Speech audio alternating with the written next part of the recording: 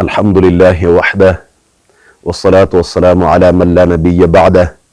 أما بعد، فأعوذ بالله من الشيطان الرجيم. بسم الله الرحمن الرحيم. قال الله تبارك وتعالى في قرآن المجيد: وأن المساجد لله فلا تدعوا مع الله أحدا.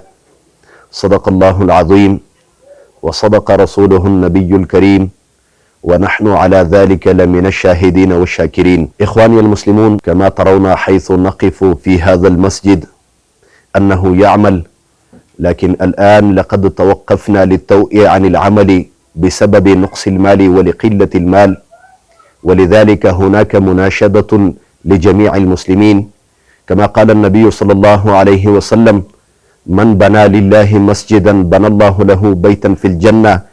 يعني العمل في المسجد مكسب كبير للآخرة.